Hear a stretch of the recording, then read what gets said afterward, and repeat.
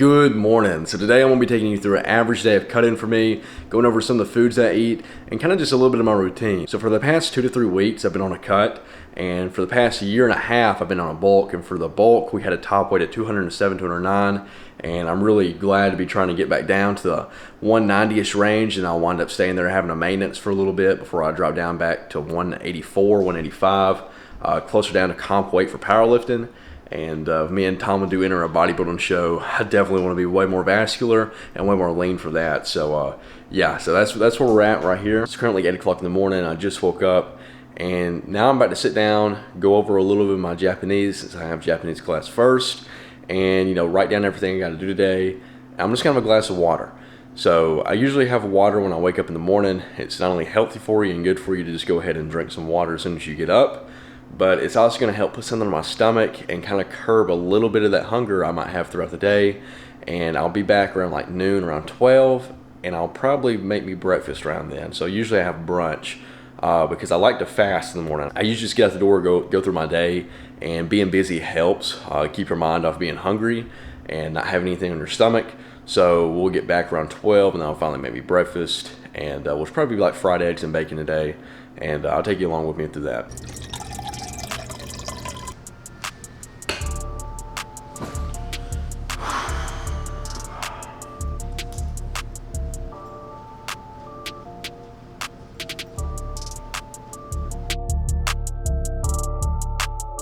I always feel like you get leaner throughout the day, especially while you're fasting. I'm back from my Japanese class, and I feel like a lot of people don't realize exactly how much a college student usually walks. I mean, we probably walked over a mile today, and it's about lunch right now. It's a little after 12. I'm about to make breakfast or brunch. And yeah, I've already got cardio in. Like, I was up this morning around 8, spent about an hour 30, getting ready, preparing for class. And then, you walk about a mile, get a little bit of cardio in, because I do walk a little fast. And yeah, it's really good. A good way to get your cardio in the morning is just being a college student, because you're always walking on campus. You commute everywhere, because you can't just park right at the building you need to be at. This is the beginning of one of my last semesters here, and I actually walked like almost 4 miles one day.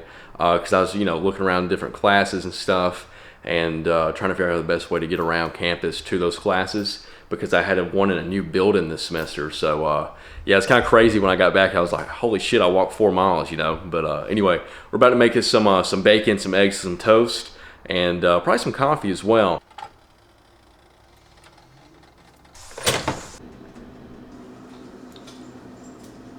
This is what our breakfast is going. We got 3 fried eggs, 1 piece of bacon that's been split in half, and we got 2 pieces of bread that I've cut into triangles with a little bit of butter. So about a tablespoon of butter divided between both slices of bread. Don't want to get too many calories coming in from the butter. So this blue stuff you saw me pour is some kefir, and it's pretty good. It's probiotic, which means it's going to be good for your gut health and digestion. And then this is only 140 calories a cup with 10 grams of protein in it. So it's great overall. I love this stuff. I don't have it every morning, but like every other morning I wind up having a glass with it. In the bulk we just came off of, we were averaging about 4,000 to 5,500 calories a day, depending on the work schedule that day, and how much I could just really force down, because I'm a hard gainer. I got to get down a lot of calories down. I think yesterday we came out right underneath 3,000 calories, so I'm kind of curious to see what today's at. I am hungry today. I've been really hungry today. I didn't chew gum, but I know that for those of you that are cutting or on a diet, chewing gum can help suppress your appetite as well as caffeine. That's why I make coffee. Because I can afford it in my diet, this is only 10 calories, I am going to have a little bit of hazelnut in my coffee. And then the rest of the cups after this will be black coffee. But I just like a little sweetness in the morning. On bulk, we usually have waffles and other stuff. And you might see a lot of other people that are cutting or on a diet, they'll have oatmeal in the morning. And it's low calories, good carbohydrates, but I really prefer a fast. A lot of people don't want to fast because they feel like they're in more of a catabolic state for too long.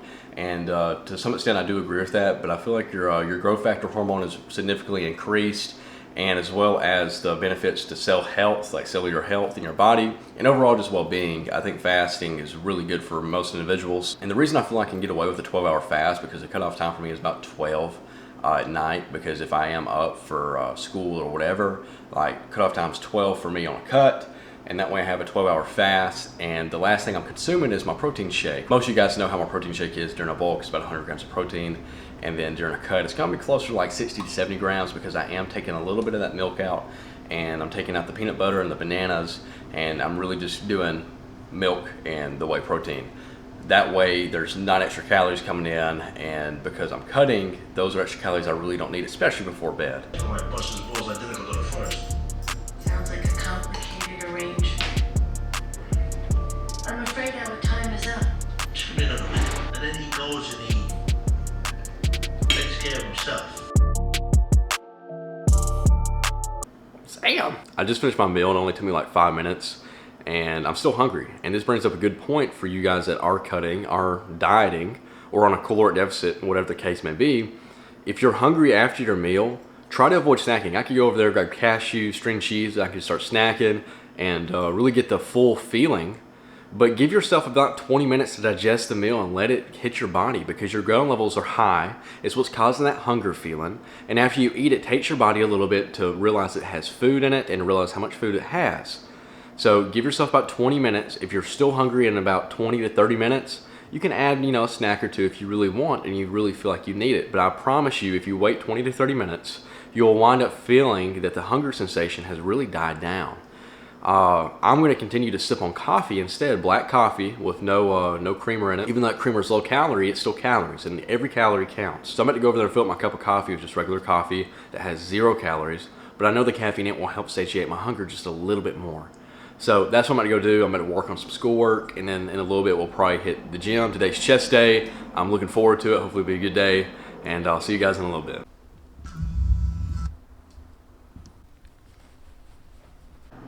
It's about 2:40, we're about to head to the gym. After letting my meal sit for a little bit in my stomach, the hunger feeling went away, and it's almost 3 and I don't feel hungry at all yet. I wound up having one more cup of coffee, and I'm feeling pretty good. So we're about to take some pre-workout and go fucking kill chest. I'm hoping today's kind of a light day, so I'm hoping we can get at least a good set of 315 in, and I'll just throw it in here real quick.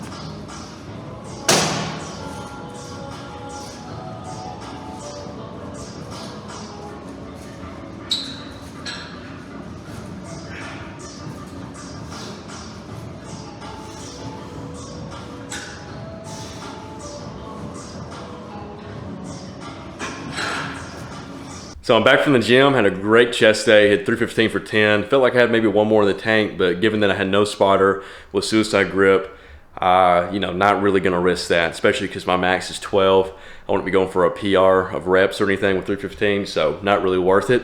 Overall, pretty solid day though. The reps were very beneficial. I usually have a heavier day, then I go lighter, and that's just a lighter day, so it'll really work on speed and form, and as well as, doing some pause reps with high rep range. Now my heavier days, I'm obviously going heavier than 315, at least probably about 365 at the bare minimum. But I'm hoping we got a little PR coming our way. That's why I kind of want to look a little bit lighter today. Usually I'm in there at the gym for like hour 15. We were done in like 40 minutes. So yeah, hopefully after this next 2 days of rest, maybe this next chest day I'll wind up hitting a PR. Not really sure.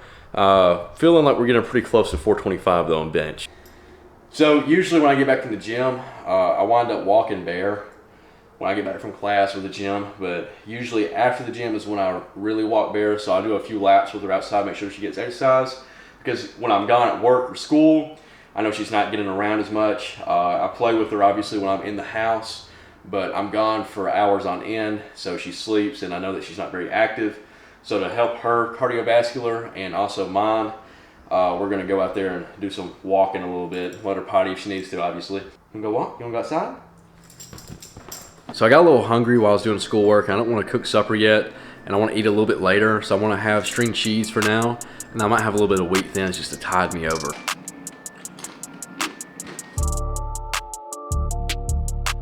It's currently 9:10, and it's time for supper.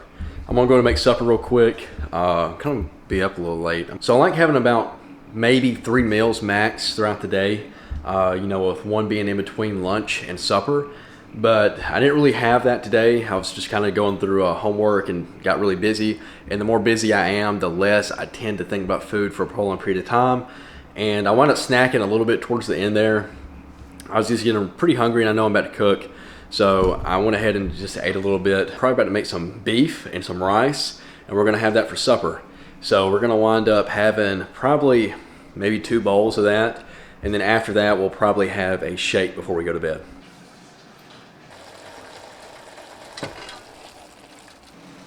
All right, so what you guys are seeing me drain right now is the fat off the meat. And so when you get ground beef, you can get lean, or you can get regular, which is like 80-20. Lean is gonna be like 93-7, depending on like what your store has. So my tip to those people that are cutting, the leaner you go, the more protein you're gonna get, and the less fat content means less calories. So you wanna go for the leaner option if you can afford it. It is a little bit more pricier, but I mean, if you have enough money, go for it. If you don't, it's not enough where I'd be like, oh shit, I can't get lean beef, so I might as well have no fucking beef, you know? Chicken is obviously gonna be way lighter in calories, have a little bit more protein in it than probably what you're gonna wind up consuming with ground beef. So poultry, chicken, fish is also gonna be less in calories than beef. It's kind of like a luxury meal I'm about to make with this, the ground beef and the rice. And I may even throw a little bit of sour cream because I haven't ate today really. Pretty raw bowl of just rice and beef. Sometimes I'll add sour cream, cheddar cheese, and add it in while it's hot. It's gonna help melt it. And it's kind of like a bachelor chow is what I like to call it sometimes. That will add a lot of calories, a lot of fat, so you gotta be careful with how much you're adding on that. Frank's Red Hot, any type of hot sauce is gonna add calories, so it's really easy to add hot sauce to this.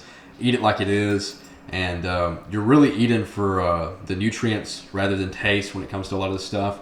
And let me get a nice little sweet treat to wash this down with. Half of a diet Dr. Pepper.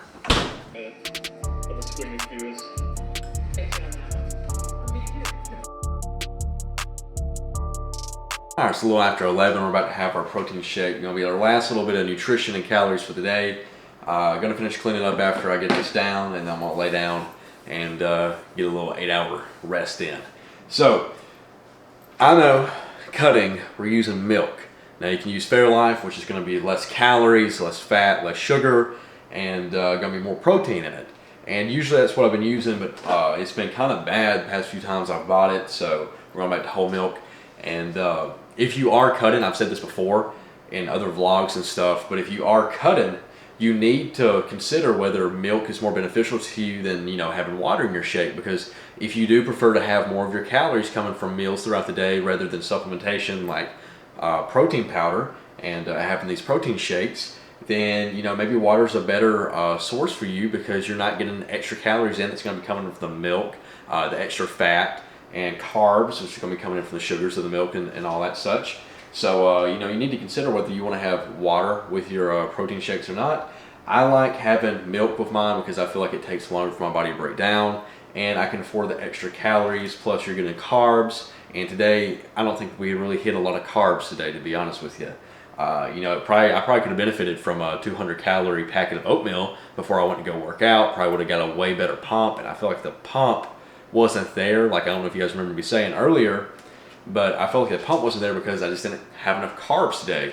And usually I have a pre-workout meal, but today I was really not that hungry after my breakfast because I did have a pretty good breakfast this morning. And I have been having 2 eggs, and I had 3 this morning because I was hungry, and then after I ate, I wasn't that hungry anymore. So I was like, whatever, we'll just go ahead and work out. And we did pretty well on a cut, to be honest with you. So usually I do about 2 scoops. There's kind of a shitty second scoop right there, so we're gonna add a little bit more. And yeah, so this is, I usually eyeball about what a cup of this would be. And then I usually do 2 scoops with the whey protein. And then if you have a blender, it's gonna help a little bit as far as the chunks in a shake, but sometimes you guys sit here, shake it a little bit longer than normal. And I found that swirling also helps it because if you just start going to town and shaking it, what you'll want to do is clumping up the protein powder, which it might have already done it at the top. It didn't because I swirled it a little bit. But if you just start shaking it up and down, it'll throw the powder and cake it on the top of it. So when you open it up, you'll have nothing but clumps at the very top. That's going to be the first thing you're drinking. So kind of swirl it around a little bit and then shake. And it'll just help it mix a little bit better. With 2 scoops of this, we're looking at 240 calories off the protein powder. We're looking at 24 per scoop, so we're looking at like 48. And then we're also looking at 8 grams of protein on the milk, with it being about 120, 130. So overall, this is like under 500 calories, and you're getting relatively pretty good protein in my opinion, like 56 grams of protein. I do believe. And being on a deficit, you want to make sure your protein's up by like 0.8 to you know, maybe even a gram per pound of body weight, which I think we may be a little under it today because I really just not eat as much today. I was going to go a little bit slower approach, but honestly, I'm able to maintain this with pretty low hunger and haven't really seen much of a decline in energy. If anything, I feel like I'm more energized because I think my body's in that stressful state, so it's keeping me more alert because it is hungry. And you know, people are going to be different. People are going to feel a little bit more tired and lethargic, you know, on a cut, and some people are going to feel more energized because of their body's need. And you know, you're kind of getting a little bit of adrenaline, I think, because your body's in kind of starvation mode. It's like, holy shit, where's the fucking food going? We've been eating and bulking, getting, you know, 4,000, 5,000 calories. Why are we limiting ourselves now, you know?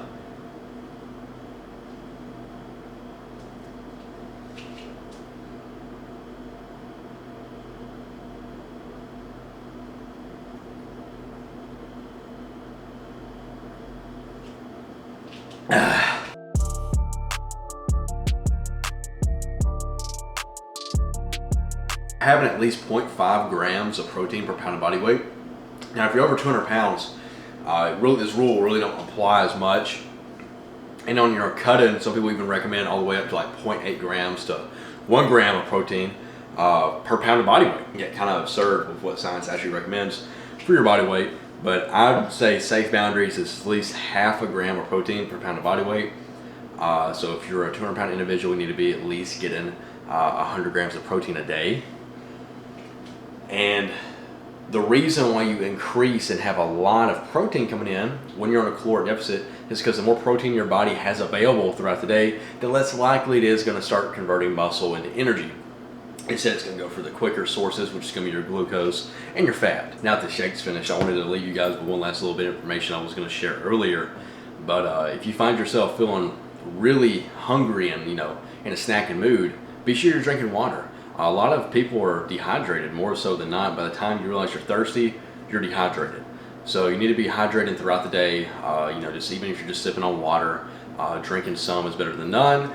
And it's going to also help keep your stomach a little bit more full and kind of keep that appetite at bay. So I think it'll decrease the amount of times you frequent the kitchen, start snacking, because sometimes when you're so dehydrated, your body will wind up wanting to eat. Because when you eat, there's moisture and you're getting a little bit of fluid that way and some water, and you're getting your body to become more satiated after eating, you know. And so after you feed, you're feeling a little bit better, and then later you'll go back to the kitchen because you didn't drink enough or drink enough water. And if you're drinking a lot of sodas, even diet sodas, even if you're on a caloric deficit, you're drinking a lot of sodas, you're like, well, you know, it don't really matter because I am drinking fluids. You need to be drinking water. And it's also going to help you, the more water you drink, the more frequently you'll urinate, and so the less bloated you'll feel and you'll be. If you wind up not drinking enough, your body will wind up holding onto the water, your skin will be bloated, your stomach will wind up being bloated, and you'll overall just feel worse than if you were just drinking more water like you should be. I'll weigh myself in the morning, that way you guys can kind of see what I weighed this morning and then what I'm going to weigh tomorrow.